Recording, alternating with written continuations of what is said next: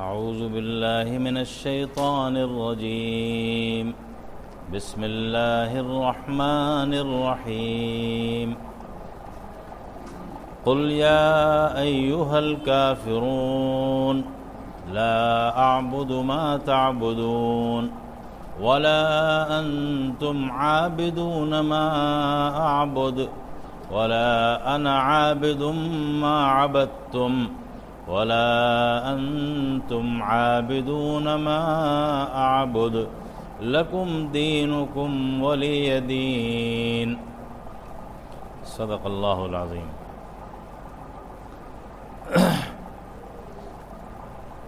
محترم بزرگوں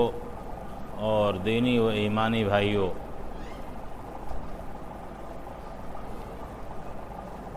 آج یہ سورہ کافرون ہمارے پیش نظر ہے، اور یہ بھی ان چھوٹی صورتوں میں سے ایک ہے جو عام طور پر سب کو یاد ہوتی ہیں اور قرآن اور تلاوت نماز میں پڑھی جاتی ہیں، بلکہ وہ لوگ جو حافظ بھی نہیں ہیں ان کو بھی الحمدللہ اس طرح کی صورتیں یاد رہتی ہیں. تو یہی سلسلہ چل رہا ہے کہ وہ صورتیں پہلے سامنے رکھی جائیں اور ان کا مطلب واضح کیا جائے جو بالعموم ہم اور آپ پڑھتے ہیں، اور نیت باندھنے کے بعد کوئی قل هو اللہ شروع کرتا ہے، کوئی سورہ فاتحہ پڑھتا ہے، کوئی الم تر کیف پڑھتا ہے، کوئی سورہ کافرون پڑھتا ہے. تو ان کے جب معانی معلوم ہوں اور ان کا مطلب واضح ہو تو نماز کا لطف دوبالا ہو جاتا ہے. جب آدمی نیت باندھ کر کے کھڑا ہوتا ہے اور اپنے رب العالمین کے آگے سر جھکاتا ہے اور رب العالمین جو کچھ کہہ رہا ہے اس کا خطاب بھی ہماری سمجھ میں آتا ہے، تو اس نماز کی کیفیت بالکل دوسری ہوتی ہے. اس صورت کا پس منظر یہ ہے کہ مکہ معظمہ میں ایک دور ایسا نبی پاک علیہ الصلاۃ والسلام پر اور اہل ایمان پر گزرا ہے جو بہت ہی تکلیف دہ اور بڑا سخت رہا ہے. اہل ایمان پر طرح طرح کے مظالم ہوتے تھے، ان کو پریشان کیا جاتا تھا، سختیاں ہوتی تھیں، اور ایک طریقے کا آپ سمجھ لیجئے کہ ایک مخالفت کا ایک طوفان برپا تھا پورے مکے کے مشرک ماحول میں. لیکن ان تمام طوفان بدتمیزی کے باوجود اور ان تمام شرارتوں اور اذیتوں کے باوجود ابھی جو قریش کے سردار تھے وہ اس بات سے مایوس نہیں ہوئے تھے کہ ہمارا محمد صلی اللہ علیہ وسلم سے کوئی صلح ہو جائے گی، کوئی معاہدہ طے پا جائے گا اور مصالحت کی کوئی کوشش کامیاب ہو سکتی ہے یا ہو جائے گی. ابھی اس بات سے مایوس نہیں ہوئے تھے ان تمام مخالفتوں کے باوجود. اس کے لیے وقتاً فوقتاً سرداران قریش آپ صلی اللہ علیہ وسلم کے پاس اور آپ کے چچا ابو طالب کے پاس طرح طرح کے فارمولے اور تجاویز اور قراردادیں اور صلح اور معاہدے کے گویا کی تحریریں اور زبانی یہ لے کر کے آیا کرتے تھے. ان میں خاص طور سے ولید ابن مغیرہ، عاص ابن وائل، اسود ابن عبد المطلب اور امیہ بن خلف، ان کے نام پیش ہیں اور مفسرین نے ان کے نام درج کیے ہیں. باقی اور بھی اس وفد میں یا آج کل کی زبان میں جو ڈیلیگیشن ہوتا ہے، اس ڈیلیگیشن میں وہ کسی اور کو بھی ملا لیتے ہوں تو کوئی اس میں تعجب نہیں ہے، لیکن یہ خاص طور سے نام ہے سرداران قریش کے۔ تو یہ آئے اور ایک تجویز یہ رکھی کہ اپنی اس دعوت کے ذریعے اگر محمد یہ چاہتے ہیں صلی اللہ علیہ وسلم، اگر یہ چاہتے ہیں کہ ہم مکے کے سب سے دولت مند انسان بن جائیں تو یہ ہمیں منظور ہے، ہم مکے کا بہترین مال و اسباب جمع کر کے ہم ان کے قدموں میں ڈالنے کو تیار ہیں کہ یہ مکے کے سب سے مالدار انسان ہو جائیں، اغنا انسان فی مکہ، مکے کا سب سے دولت مند انسان یہ ہو جائیں، ہمیں یہ منظور ہے، لیکن اس دعوت و تحریک کو چھوڑ دیں۔ دوسری تجویز یہ لے کر کے آئے کہ اگر یہ چاہتے ہیں کہ مکے کی کسی باعزت خاندان میں اور کوئی بہت ہی شریف النسل عورت سے یہ شادی کرنا چاہتے ہیں تو ہم مکے کے سب سے خوبصورت اور سب سے زیادہ باعزت خاتون سے ان کی شادی کرانے کو تیار ہے۔ یہ بھی تجویز لے کر کے آئے، اور تیسری تجویز یہ لے کر کے آئے کہ اگر آپ کو یہ دونوں تجویز بھی نامنظور ہوں تو ایک تیسری تجویز یہ ہے کہ 1 سال آپ ہمارے معبود لات و عزا کی عبادت کریں اور 1 سال ہم آپ کے معبود جس کو اللہ کہتے ہیں اس کی ہم عبادت کریں، اس کو منظور کر لیں۔ تو جب تجاویز لے کر کے آئے، یہ تمام باتیں سیرت کی تمام کتابوں میں نقل ہوئی ہیں اور تفسیر میں بھی موجود ہیں۔ تو پہلی تجویز اور دوسری تجویز جب ابو طالب کے پاس آئی اور آپ نے بلا کر کے کہا کہ محمد سرداران قریش آئے تھے اور اس طرح کی تجاویز، تو آپ صلی اللہ علیہ وسلم نے نبوت کے پورے جلال کے ساتھ اور ایک دنیا کے سب سے بڑے پیغمبر کی صورت میں آپ نے پورے اعتماد اور بھروسے اور پورے اللہ پر یقین کے ساتھ آپ نے کہا کہ واللہ لو وضع الشمس فی یمینی والقمر فی یساری علی ان اترک هذا الدین ما ترکتہ او اہلک دونہ۔ پیارے چچا، اور جب یہ کہہ رہے تھے تو آپ کی آنکھوں میں آنسو بھر آئے، چچا خدا کی قسم اگر یہ میرے داہنے ہاتھ میں سورج رکھ دیں اور بائیں ہاتھ میں چاند رکھ دیں اس بات پر کہ میں اپنے اس طریقے دعوت کو چھوڑ دوں تو میں اس کو نہیں چھوڑ سکتا، چاہے اس کے لیے میری ہلاکت ہی کیوں نہ ہو جائے۔ مجھے جان گنوانا منظور ہے لیکن خدا کی اس دعوت کو چھوڑ دوں یہ ممکن نہیں ہے۔ تو بہرحال ان تجاویز میں سے جیسا ہم نے بتایا ایک تجویز یہ بھی تھی کہ 1 سال آپ عبادت کریں لات و عزا کی اور 1 سال ہم آپ کے معبود کو پوج لیں گے۔ سبحان اللہ، کیا کہنے۔ تو اس طرح کے ماحول میں یہ سورہ کافرون نازل ہوئی اور اس کے اندر پورے طور پر شرک سے، مشرکین سے، کفر سے، کفار سے، ان کے طریق عبادت سے، ان کے معبودوں سے اور ان کے معبودوں کی عبادت کی نوعیت سے، تمام چیزوں سے یکلخت لا تعلقی اور بیزاری کا اعلان کر دیا گیا۔ آپ دیکھیے، یہ بات بڑی غور کرنے کی ہے کہ وہ دین اسلام جو رواداری کا قائل ہے، جو دوسروں کا خیال رکھتا ہے، اور جس نے خود اسی قرآن میں کہا ہے وَإِن جَنَحُوا لِلسَّلْمِ فَاجْنَحْ لَهَا،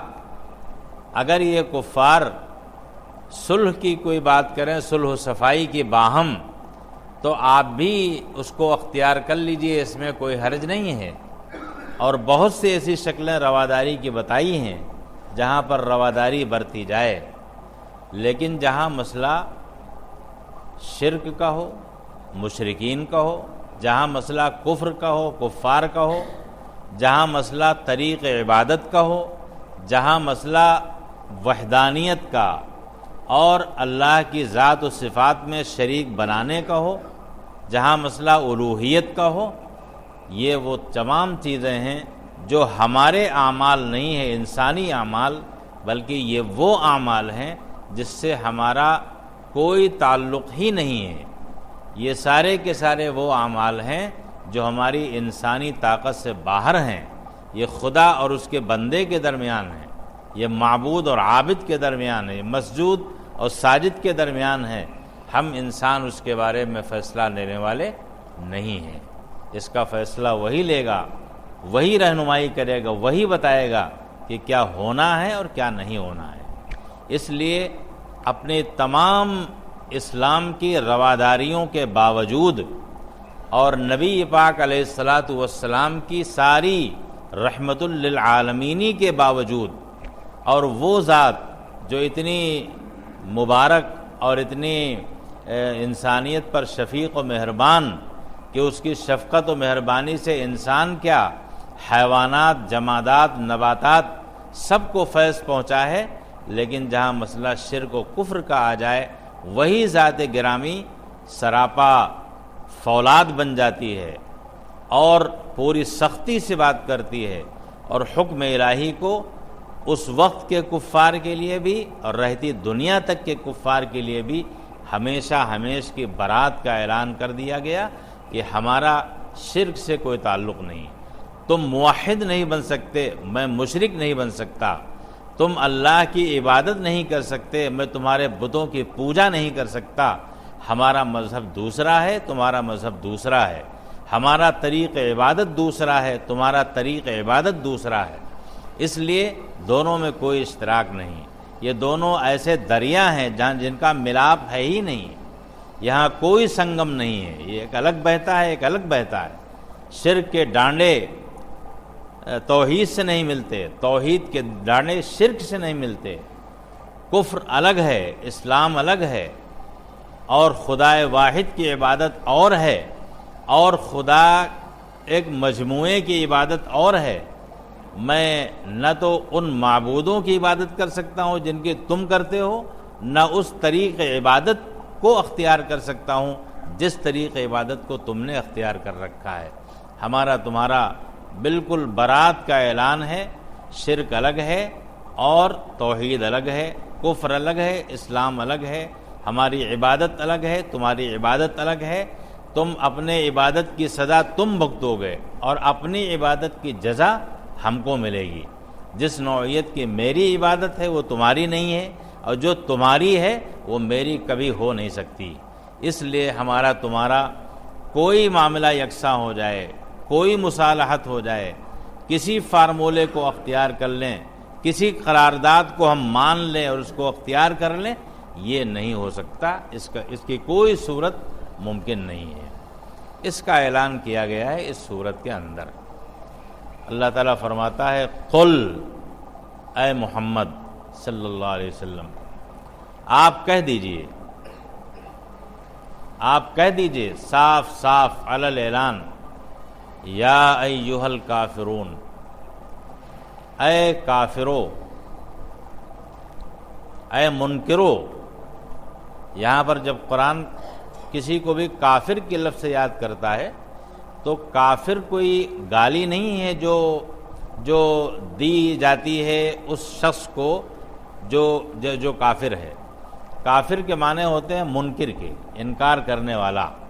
یعنی نبوت محمدی کا منکر اور آپ کی لائی ہوئی شریعت کا منکر۔ تو جب ہم کہتے ہیں اے کافرو تو اس کا مطلب ہوتا ہے اے منکرو، اے وہ لوگوں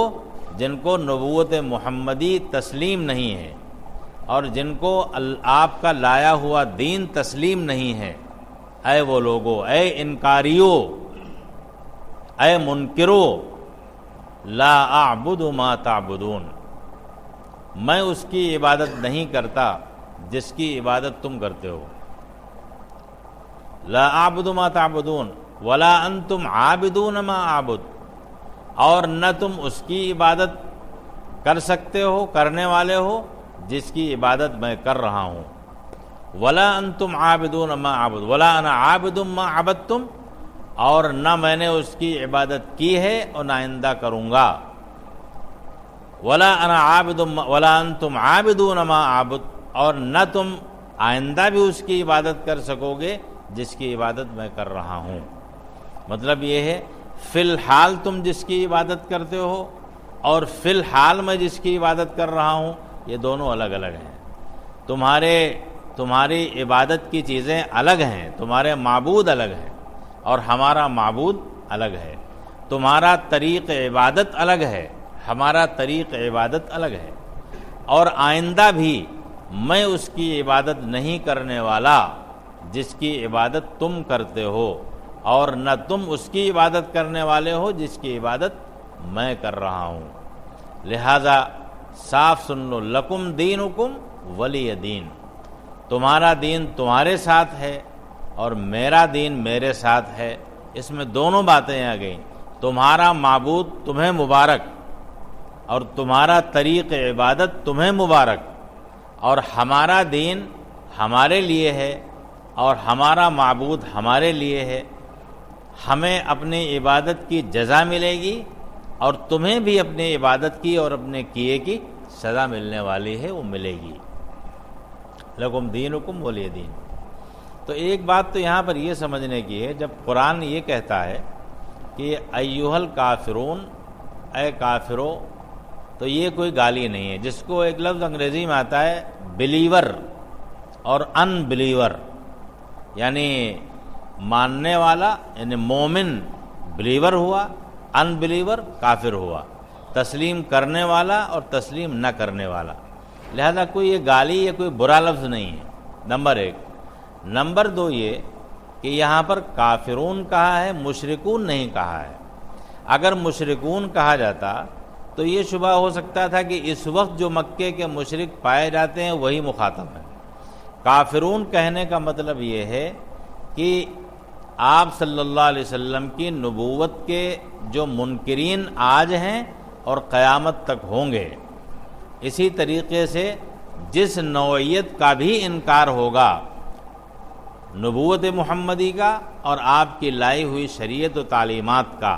اور جہاں کہیں بھی ہوگا، وہ سارے کے سارے لوگ اس کے اندر داخل ہو جائیں گے، یہود ہو تو، نصارہ ہو تو، عیسائی ہو تو، کرسچن ہو تو، اور بدھسٹ ہو تو، جو بھی ہوں، آپ صلی اللہ علیہ وسلم کی نبوت کے جو منکر ہیں اور توحید کے مخالف ہیں، وہ گویا کہ اس لفظ کافرون میں داخل ہیں۔ تیسری چیز یہ ہے کہ جب قرآن نے کہا ہے کافرون، تو اس کا مطلب یہ بھی ہے کہ جو لوگ کفر کی حالت پر مرے ان کے لیے تو یہ لفظ 100% درست ہے، اس لیے کہ کفر جو انہوں نے اختیار کیا وہ کفر ان کی پوری زندگی رہا، یہاں تک کہ اسی کفر پر ان کی موت ہو گئی، لہذا وہ کافرون ہی ہیں۔ لیکن جو لوگ ایمان لے آئے ان کے لیے کافرون کا لفظ اب استعمال نہیں ہوگا، بلکہ وہ مومنون ہو گئے۔ اس کا مطلب یہ ہوا کہ قرآن نے جس لفظ کو اختیار کیا ہے اس کا مطلب یہ ہے کہ جو انسان ہے، جو شخص ہے، اس شخص کی برائی مطلوب نہیں ہے، بلکہ اس کے اندر جو چھپا ہوا کفر ہے اس کی برائی مقصود ہے۔ اگر وہ کفر اندر کا نکل جائے تو یہ جو انسان ہے یہ تو اللہ کی بنائی ہوئی چیز ہے، مخلوق ہے اور یہ عزیز ہے۔ تو یہ اس کے اندر معنی اور مضامین ہیں سورت کے اندر جو بیان کیے گئے ہیں، اور قیامت تک کے لیے اس بات کو صاف کر دیا گیا ہے۔ ہمارے بہت سے بھائی یہ سمجھتے ہیں کہ اس صورت کے اندر اللہ تعالیٰ نے ایک طریقے کا اختیار دے دیا ہے، وہ کہتے ہیں لکم دینکم ولی دین، تمہارا دھرم تمہارے ساتھ ہے اور ہمارا مذہب ہمارے ساتھ ہے، لہذا تم بھی ٹھیک ہو ہم بھی ٹھیک ہیں۔ جی نہیں، یہ مفہوم 100% غلط ہے۔ یہاں قرآن مجید یہ نہیں کہتا۔ قرآن مجید اپنی لا تعلقی کا اظہار کرتا ہے، اپنی برات کا اعلان کرتا ہے ایسے تمام مذاہب سے،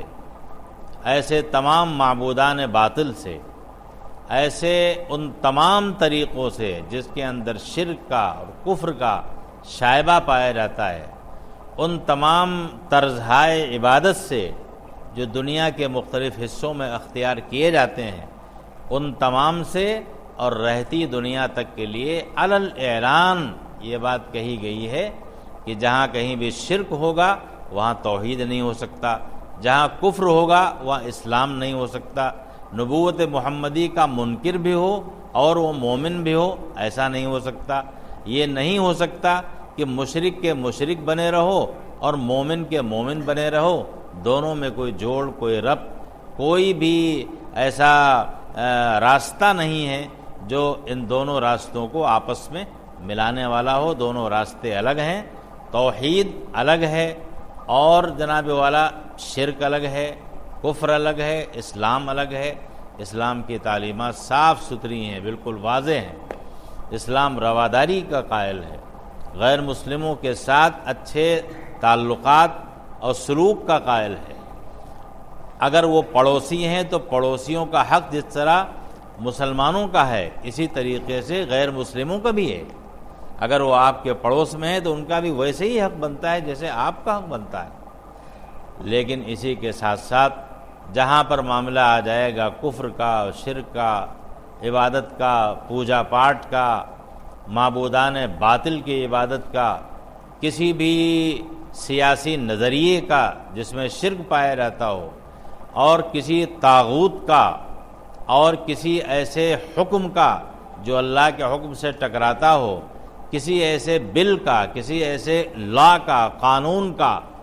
کسی ایسی تجویز کا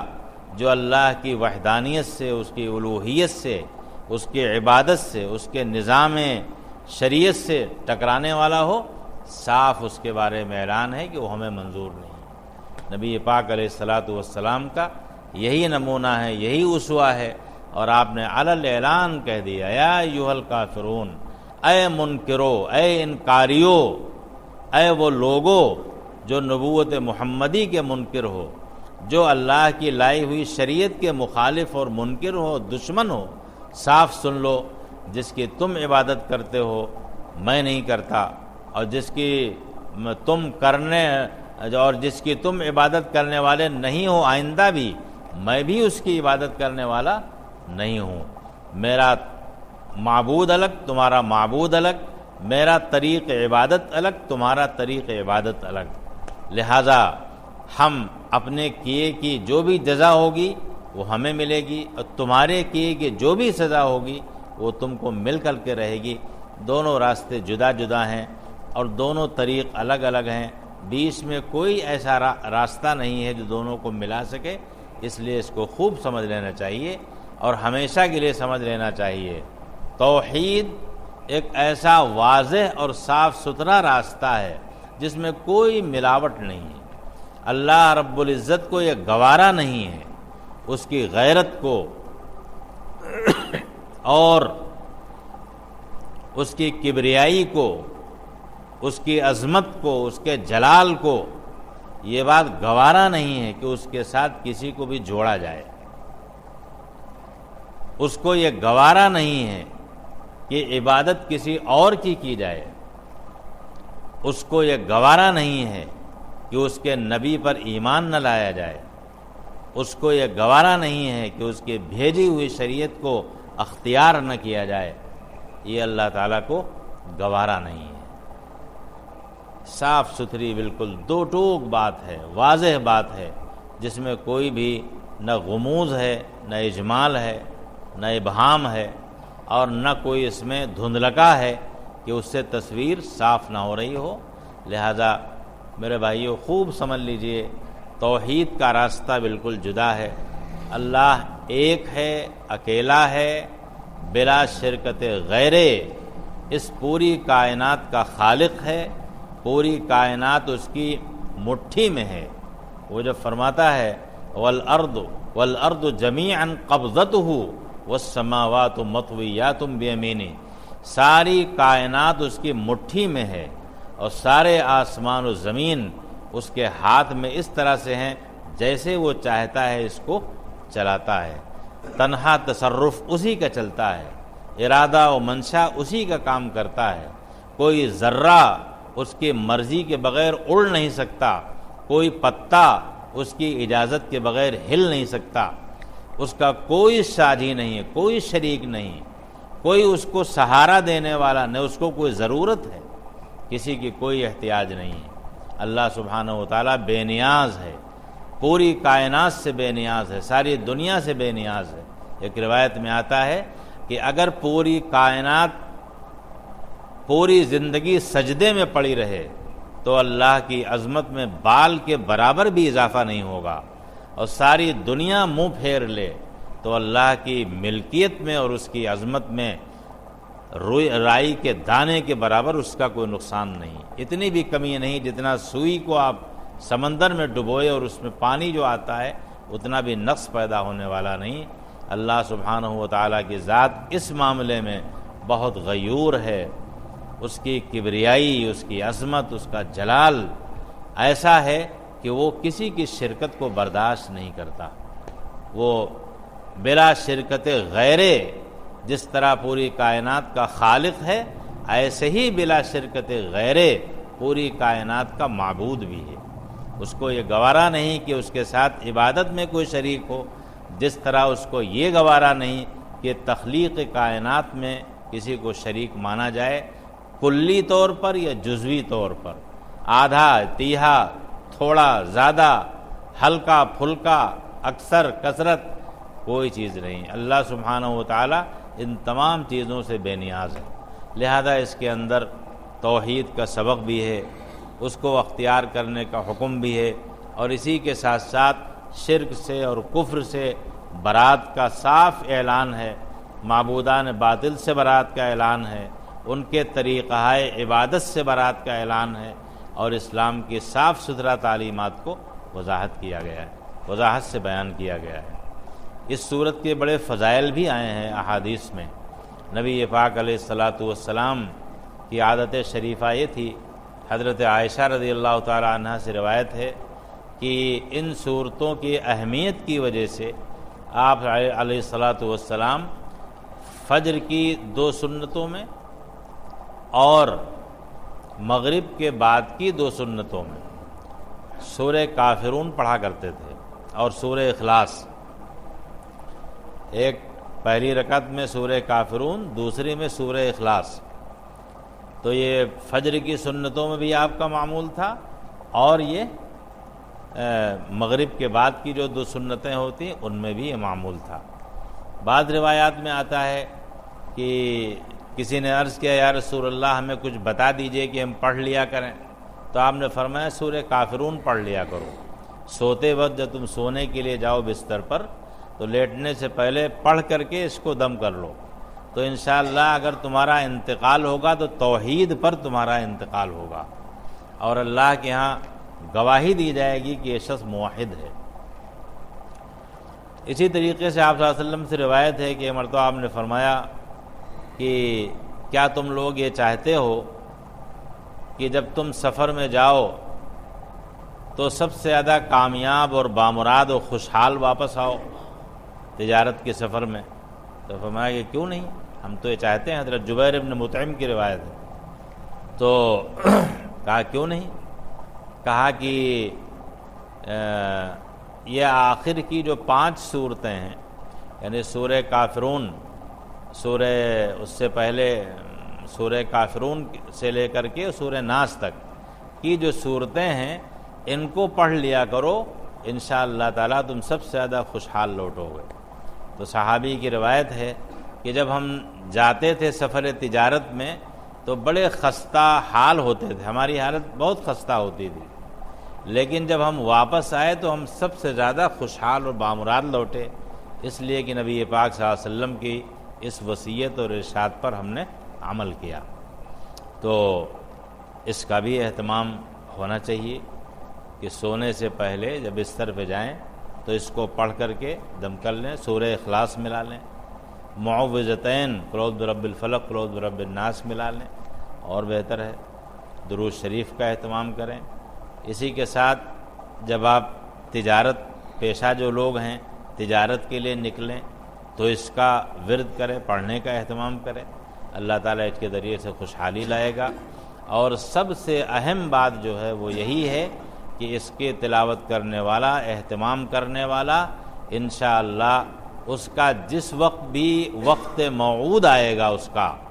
تو اللہ نے چاہا تو وہ اس کی برکت سے توحید پر موت ہوگی، اللہ کی وحدانیت پر موت ہوگی، اور اللہ کی وحدانیت پر موت ضمانت ہے انشاءاللہ تعالی مغفرت